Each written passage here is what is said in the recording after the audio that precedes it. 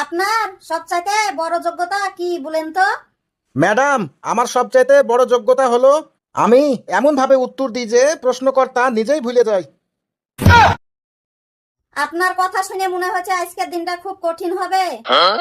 আপনার নাম কি বলেন? আমার নাম পাটলু। আরে ভাই, সম্পূর্ণ নাম বলেন। ম্যাডাম, পুরা নাম বললে তো ইন্টারভিউ শেষ হয়ে যাবে। কত দূর পর্যন্ত পড়াশোনা করেছেন? বইয়ের শেষ পাতা পর্যন্ত গেছি ম্যাডাম। পাশ করেছেন? না ম্যাডাম, তার আগেই বইটা ছিঁড়ে গেছে। ইংরেজি কেমন? ইংরেজি ইংরেজি তো আমাকে দেখে খুব ভয় পায়। How are you? By motorcycle. Computer চালাতে পারেন? জি ম্যাডাম, পারি। এক্সএল জানেন? খুলতে পারি কিন্তু বুঝতে পারি না। অফিসে আসতে দেরি করলে কি করবেন? আগে ঢুকবো, পরে বলবো দেরি হয়েছে। চাপের মধ্যে কাজ করতে পারবেন তো? আরে ম্যাডাম, বাড়িতে বইয়ের চাপ আর বিদ্যুৎ বিলের চাপ সামলাই, অফিসের চাপ তো কোনো ব্যাপারই না। আচ্ছা বলেন তো, 5 আর 5 কত? আপনি যদি বস হন তাহলে 11 হতে পারে। আপনার দুর্বলতা কি?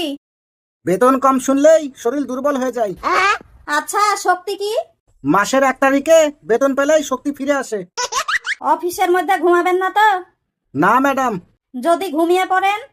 তাহলে স্বপ্নে কাজ চালিয়ে যাব। রাগ করলে কি করেন? আয়নায় নিজের মুখ দেখি, তারপর নিজেই হাসে ফেলি। মিথ্যা বলেন? না ম্যাডাম। সত্যি বলছেন তো? এইমাত্র প্রথম বললাম। অফিসে মোবাইল ব্যবহার করবেন? জি ম্যাডাম, শুধু জরুরি কাজে। জরুরি কাজটা কি?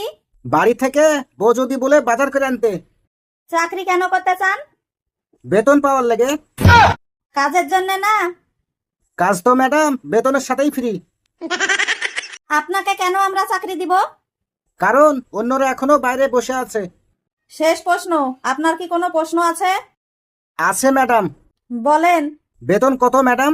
15,000 টাকা। ঠিক আছে ম্যাডাম, আজকে আরেকটা ইন্টারভিউ আছে, তারপর আপনাকে জানাবো।